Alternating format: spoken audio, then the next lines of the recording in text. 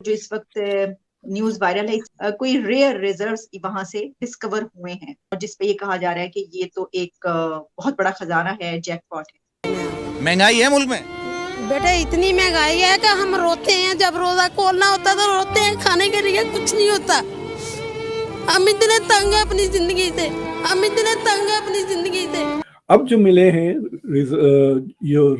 Rear ارتھ elements کہتے ہیں اس کو، وہ آندھرا پردیش میں ملے ہیں۔ لیکن ابھی کی حالت یہ ہے کہ پاکستان کی جو پولیس ہے وہ خود ہی چائنیز کاروبار کو جو ہے وہ پاکستان میں بند کر رہی ہے، اور مزے کی بات یہ ہے کہ چائنیز جو انٹرسٹ ہیں پاکستان میں وہ دہشت گردوں کے پرائم ٹارگٹ بن گئے ہیں۔ یہ بہت غلط ہوا، اس سے بڑی زیادتی ملک کے ساتھ ہو نہیں سکتی۔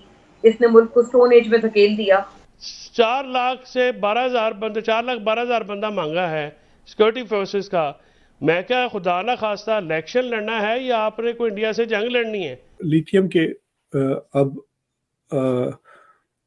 ریزروز انڈیا میں چائنا سے بھی زیادہ ہو گئے۔ پاکستان کی جو حکومت ہے، اتھارٹیز ہیں، مطلب دی آفیشلز نے، انہوں نے بہت سارے چائنیز کو کہا ہے کہ آپ اپنے جو بزنسز ہیں وہ ٹیمپریریلی بند کریں۔ سو this is like a major, کہنا چاہیے انڈیا کے لیے، this is more valuable than oil. کون سے ریئر ریزروز ہیں جو کہ اب ڈسکور ہوئے ہیں انڈیا میں اور جس پہ یہ کہا جا رہا ہے کہ یہ تو ایک بہت بڑا خزانہ ہے، جیک پاٹ ہے؟ ہاں، مجھے لگتا ہے کہ اللہ تعالیٰ ہندوستان پر بس نوازی سے برس ہی رہے ہیں، اللہ تعالیٰ کی طرف سے نعمتیں آفٹر نعمتیں آ رہے ہیں۔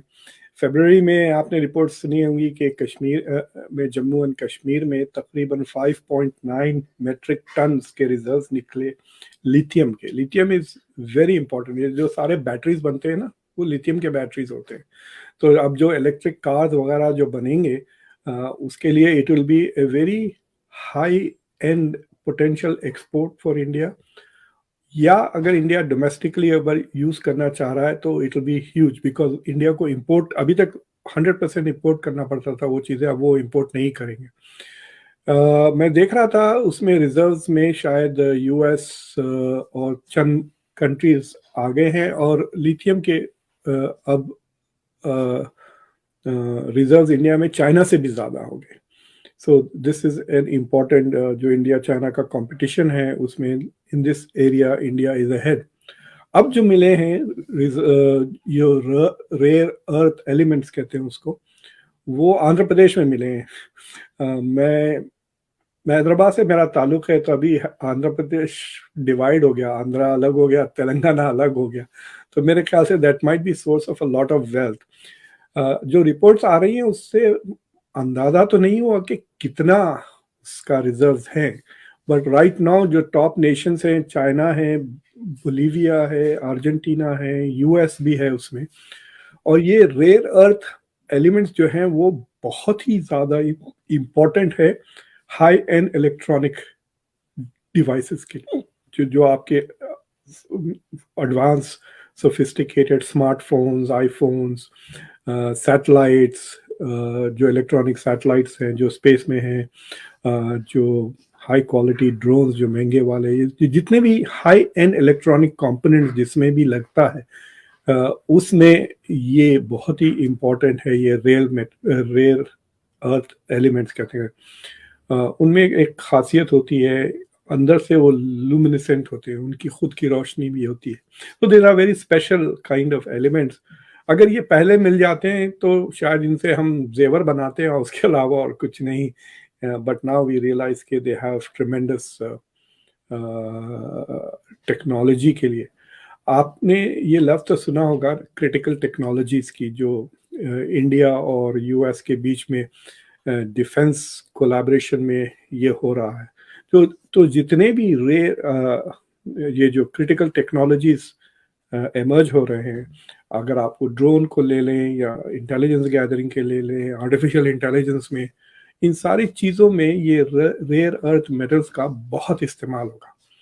سو this is like a major, کہنا چاہیے انڈیا کے لیے، this is more valuable than oil, and technologically تو اٹس ناٹ کہ it's valuable, but it is also the fact کہ اگر انڈیا اس کا استعمال کرتا ہے, India could use this to get new technologies into India. تو جو ہائی اینڈ الیکٹرانک چیزیں بنا رہے ہیں ان کو کہہ سکتے ہیں کہ بھائی ہم آپ کو ایکسپورٹ نہیں کریں گے, لیکن آپ انڈیا میں آ کے فیکٹریز لگا دیں, جب ہم آپ کو دیں گے یہ ریئر ارتھ میٹیریلز, پھر آپ یہاں پہ بنائیں جو بھی آپ ایڈوانس سوفسٹیکیٹڈ چیزیں بنا رہے ہیں الیکٹرانکلی. ابھی تو بہت آگے جائے گا. آپ کو پتا ہے میری انجینئرنگ الیکٹرانکس میں تھی, تو تھوڑا بہت میں سمجھ جاتا ہوں کہ یہ کیا ہو رہا ہے.